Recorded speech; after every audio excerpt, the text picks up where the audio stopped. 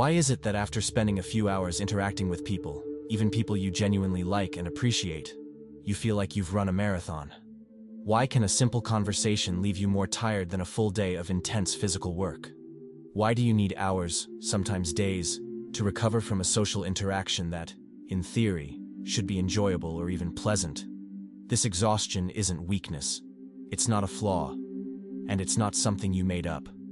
Carl Jung dedicated years of his life studying this phenomenon, especially in his work Psychological Types. And the answer he found goes far beyond what you might imagine. It's not just about being introverted or extroverted. It's about how your psychic energy works, how you process the world, and how certain interactions drain your soul in ways you don't even notice. And understanding this can completely change the relationship you have with yourself. The first thing Jung would tell you is this: the exhaustion you feel isn't physical, it's psychic, and that changes everything. When you interact with people, you're moving psychic energy, what Jung called libido, the vital energy of the psyche. Not in the sexual sense that Freud used, but in the sense of vital force, the fuel that keeps you alive, present, functional. And this energy isn't infinite, it has limits. Limits that vary from person to person, from moment to moment. Every time you relate to someone, you're investing part of that energy. You're projecting, absorbing, reacting, adjusting. You're processing emotions, decoding body language, keeping the conversation flowing, managing expectations. And depending on how that interaction happens, depending on what it demands from you, you can come out renewed or completely drained. Some interactions feed you, others drain you to the bone. The problem is that most people don't understand this. They think social exhaustion is just being dramatic or antisocial, that it's just a matter of trying harder or being more sociable. But it's not. It's a clear sign that your psychic energy has been consumed in a way that your system couldn't compensate for. And when you repeatedly ignore that sign, when you force interactions that drain you, when you make yourself be present in places where you don't want to be, the exhaustion becomes chronic. And then it's not just tiredness anymore. It's a state of deep burnout that affects everything: your mood, your mental clarity, your ability to be present, your will to live. Now comes the part Jung considered essential: the persona. In The Ego and the Unconscious, he explained that the persona is the social mask you wear to adapt to the world. It's not who you are. It's who you need to appear to be in order to function in society. At work, you have a persona. In the family, another one. With friends, a different one. And maintaining these masks consumes psychic energy in a brutal way. Every time you interact, you're unconsciously deciding which part of yourself to show and which to hide. You're editing words, controlling emotions, adjusting behavior. This happens on autopilot, but it comes at a steep price. It's like keeping multiple programs open at the same time. Eventually, the system crashes. The greater the difference between your persona and your true self, the greater the wear and tear. Imagine you're at a party where you need to seem enthusiastic, even though you feel empty inside. Or in a meeting where you need to agree with decisions that, deep down, you think are absurd. Or at a family dinner where you need to pretend everything's fine, even though inside you're falling apart. Every second maintaining that active mask is a second of vital energy being consumed. If you need to fake interest in conversations that bore you, suppress emotions that are screaming to get out, agree with opinions you hate, you're spending an absurd amount of energy just to maintain the facade. And the worst part, many people do this for so long that they forget who they really are. The persona becomes so strong that they completely identify with it. Jung observed that some of his patients spent years playing roles until, one day, they no longer knew what face was underneath the mask. And then the burnout becomes permanent. Because you never rest from being someone. You never have a moment when you can simply exist. But there's something even deeper: the repression of the shadow. The shadow is everything in you that you reject. Your impulses, anger, sadness, imperfections. What you consider unacceptable in yourself. And every time you interact, especially where you need to behave, you're actively pushing your shadow down. And that consumes a brutal amount of energy. Think about how many times you've held back a strong opinion to avoid conflict. How many times you smiled when you wanted to explode. How many times you were polite to someone who deeply irritated you. These moments accumulate. and each one requires psychic force to keep your shadow under control. Jung said the shadow doesn't disappear when you repress it. It stays there, demanding attention, consuming energy. It's like trying to hold a beach ball underwater. The more you force it, the more energy you spend. And the shadow is smart. It finds ways to manifest. Sometimes as unexplained irritation, sometimes as disproportionate outbursts, sometimes as that deep exhaustion that comes out of nowhere. After hours of doing this in a social interaction, you come out completely destroyed. Not because the people were bad, not because the conversation was difficult, but because you spent the whole time fighting against yourself. And there's no more exhausting fight than that. Another factor is what Jung called psychic vigilance. There are environments where you can't relax, not because they're dangerous, but because something in the air tells you that you need to be on alert. You need to measure every word, control every reaction, be attentive to every look. And that consumes energy at a frightening speed. Your unconscious is always working, picking up tones of voice, micro-expressions, unspoken tensions. And when it detects that you're in an environment where it's not safe to be yourself, it activates your defense systems. You become tense, vigilant, ready to react, but unable to do anything except smile and carry on. It's like being in a job interview that never ends, or at a Christmas dinner where any topic can turn into a war, or in a work environment where you feel like you're constantly being evaluated. Maintaining this state of alert for hours is brutally exhausting.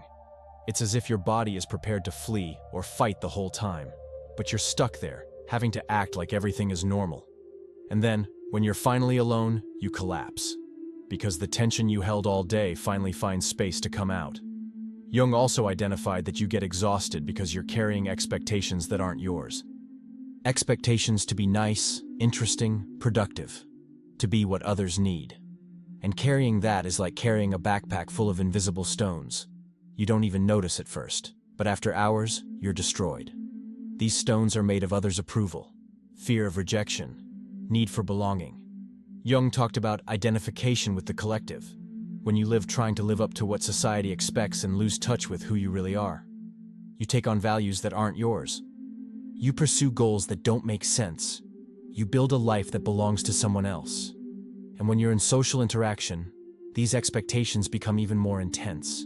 You feel like you need to prove something, measure up, show that you're okay, that you're progressing, that you're making the right choices. In The Art of Loving, Fromm explained how people have been conditioned to see themselves as marketable products. And products need to constantly please. They need to generate value. They need to be desirable. You stop living for yourself and start living for others' approval. And that exhausts you because you can never stop. You can never relax. You can never just be you. If you're enjoying this content, you might also like our exclusive material that's in the first pinned comment. And here we arrive at a fundamental point that Jung developed extensively: the direction of your psychic energy. In Psychological Types, Jung explained that there are two basic types of orientation: introversion and extroversion. And understanding this is essential to comprehend why you get exhausted. The extrovert recharges energy in the external world. He goes to a party, talks to 10 people, and comes out revitalized. For him, social interaction is an energy gain. External stimulation feeds him. The introvert works the opposite way. He recharges energy in the internal world, in solitude, in reflection, in silence. For him, every social interaction has a cost. It's not that he doesn't like people or is antisocial. It's that processing external stimuli consumes his energy much more intensely. He needs time alone to process what he experienced, to integrate the experiences, to return to himself. And in a society that values extroversion, that punishes silence, that demands constant presence, the introvert is always at a disadvantage. He's pressured to be more expansive, more sociable, more visible. And every time he gives in, he consumes energy he has no way to replenish. Jung noticed that many patients with chronic exhaustion were introverts forced to live as extroverts. They spent all day in external stimulation, meetings, events, conversations, without ever having time to recharge. And that's not sustainable. It's like asking a fish to climb a tree. It might even try, but it will exhaust itself in the process. Jung also explained that you get exhausted when the interaction has no meaning. Not every conversation feeds the psyche. Some drain without giving anything in return. Conversations about trivialities, gossip, repetitive banalities. Jung said that human beings are meaning-seeking creatures. We're not just biological organisms. We're symbolic beings who need depth. And when you participate in superficial interactions, your psyche reacts with rejection. It perceives that it's spending energy without receiving anything of value in return. It's like trying to feed yourself with food that has no nutritional value. You're eating, but you're not being nourished, and the result is hunger, weakness, exhaustion. Deep dialogues, even difficult ones, tend to leave people energized because there's real exchange. There's meaning. There's something being built or understood. But automatic conversations, which follow empty social scripts, consume energy without purpose. You're spending fuel to keep an engine running idle. Think about how many times you've left a 2-hour conversation about absolutely nothing. Endless gossip, repetitive complaints, topics that go nowhere. You arrive home emptier than when you left, because you gave energy, attention, presence, and received nothing in return. No insight, no real connection. No meaning, just noise. There's another subtle reason. Your unconscious perceives things that your consciousness ignores. Jung dedicated years studying how the unconscious processes information, and he discovered that the unconscious is much faster and more accurate than the conscious mind. Have you ever walked into a place and felt something strange without being able to explain it? Ever had a bad feeling about someone polite? Ever left a conversation certain that something was wrong, but couldn't pinpoint what? This happens because your unconscious detected incongruencies, falsehoods, tensions that your consciousness hasn't processed yet. And it warns you with sensations, discomfort, that inexplicable urge to get out of there.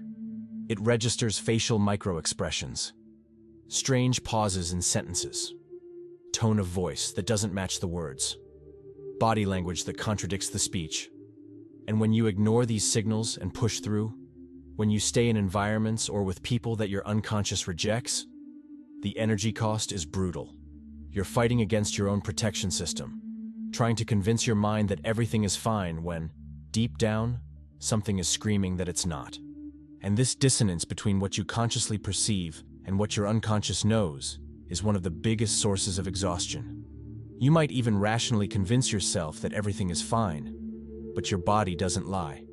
It reacts with tension, discomfort, burnout. And there's more. Certain people function as energy drains. Jung studied relational dynamics and identified patterns he called projections. There are people who project onto you what they need: a father, a mother, a therapist, a savior. And if you accept it, you take on a role that isn't yours, and that consumes an absurd amount of psychic energy.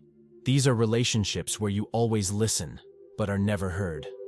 Always nurture, but are never nurtured. Always offer, but never receive. The relationship is completely one-sided.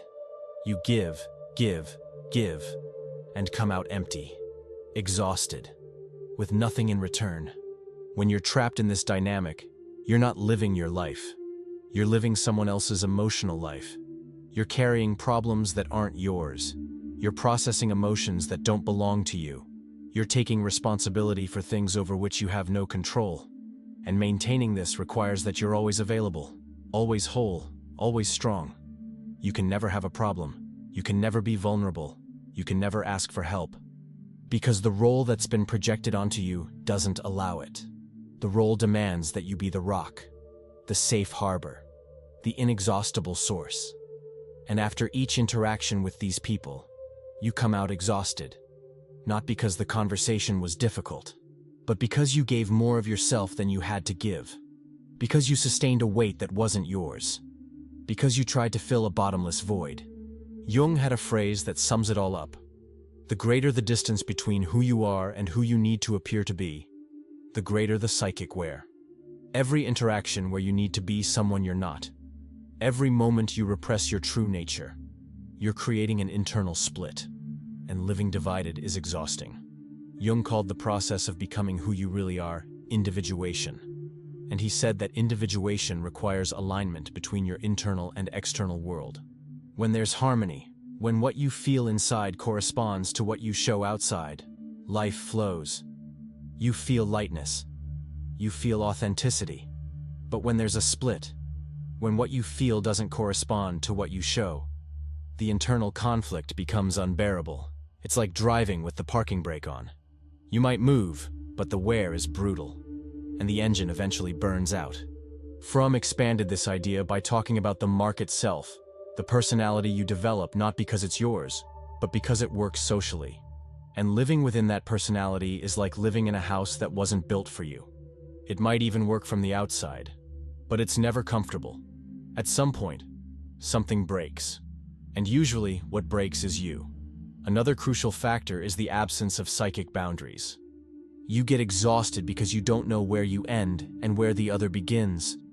You absorb people's emotions as if they were yours. You carry their problems as if they belong to you. You feel the weight of situations that don't even concern you. Jung talked about the importance of being aware of your own boundaries. He said that without this awareness, you become too permeable. You let everything in. You absorb everything. And in the end, you don't know anymore what's yours and what's others. Carrying everyone's emotional world in addition to your own is unsustainable. It's like swimming while carrying other people on your back. At some point, you sink. Fromm saw this lack of boundaries as a result of deep insecurity. When you don't have clarity about who you are, when you don't have a solid sense of identity, you accept whatever comes. You believe you need to carry others' problems to be loved, that you need to be available 24/7 to be valued, that saying no is cruelty. But the truth is the opposite. Establishing boundaries isn't selfishness, it's self-care, it's self-respect. And when you don't have these boundaries, every interaction leaves you exhausted because you come out carrying things you shouldn't carry. Problems that aren't yours, emotions that don't belong to you, and all of that weighs. And this leads us to understand why, after interacting, all you want is silence. Jung explained that this need isn't a rejection of people. It's self-regulation of the psyche. The psyche works like any complex system. It needs moments of reorganization to process what has been lived. When you interact, you absorb stimuli, information, emotions, and all of this needs to be integrated. It needs to be digested. It needs to be understood. And this process doesn't happen in noise. It happens in silence, in withdrawal, in solitude. Jung observed that patients with chronic exhaustion never had time alone. They lived in constant stimulation, jumping from one interaction to another, from one demand to another, without ever giving the psyche space to reorganize. And the result was inevitable: internal breakdown. Fromm talked about the difference between productive solitude and pathological solitude. Productive solitude is when you're alone, but connected to yourself. It's a moment of reunion, of internal reorganization. After interactions that drain you, you need this space. You need to return to yourself, process what happened, release what you absorbed. And if you don't have this space, if you go straight from one thing to another, you never recover. The exhaustion accumulates, and eventually, you break. That's why, if you feel the need to be alone after interacting, don't ignore it. It's your psyche telling you it needs to reorganize. And listening to that is wisdom.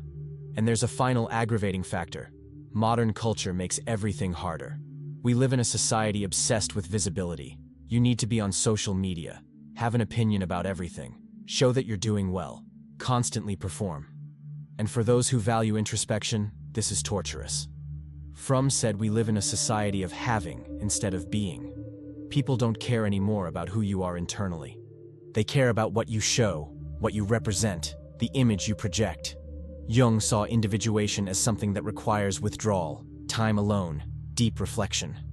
And in a culture that punishes silence, that sees introspection as something negative, that demands constant presence, this becomes almost impossible. The result is a generation of exhausted people, always performing, but never living, always visible, but never present. You exhaust yourself not just from the interactions, but because you live in a world that forces you to always be on, always available, always exposed. And that's not natural, and it's not sustainable. And here's something crucial that Jung repeatedly insisted upon: your body is talking to you. This exhaustion isn't random, it's not weakness, it's not being dramatic, it's a signal.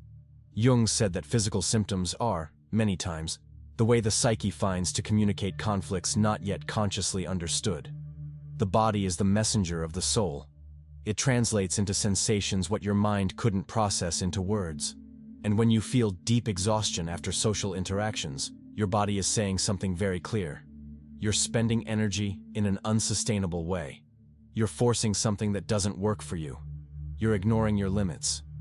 You're living against your own nature, and ignoring is dangerous. If you don't listen to mild exhaustion, it intensifies. If you don't listen to tension, it becomes pain. If you don't listen to discomfort, it becomes internal breakdown.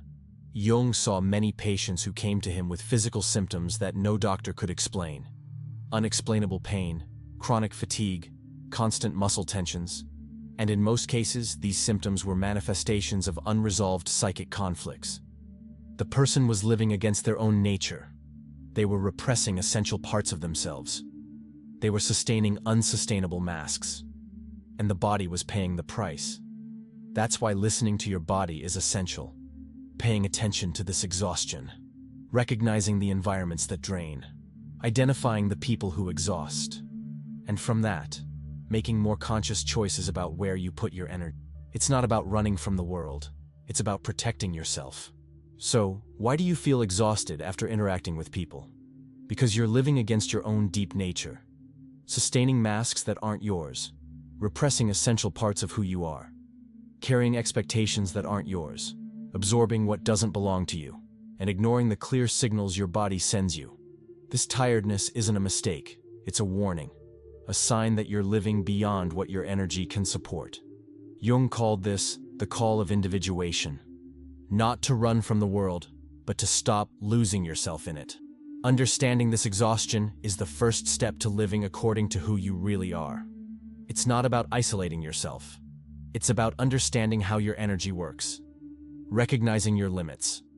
Consciously choosing where you place your presence. Jung said that individuation, the process of becoming who you really are, requires courage. Courage to look at yourself honestly. Courage to accept your limitations. Courage to say no. Courage to choose authenticity instead of approval. And that means protecting your psychic energy like you would protect anything precious. It means saying no to what exhausts you. It means choosing environments that nourish you instead of drain you. It means cultivating relationships based on reciprocity, not on dependence. It means honoring your need for silence, for withdrawal. And it means accepting that you're not inexhaustible. You're human. And like every human being, you have limits. And respecting your limits isn't weakness. It's the only way to live without destroying yourself in the process. It's the only way to be truly present, instead of just surviving. Did you like this video? Subscribe to the channel, and consider checking out the exclusive material in the first pinned comment.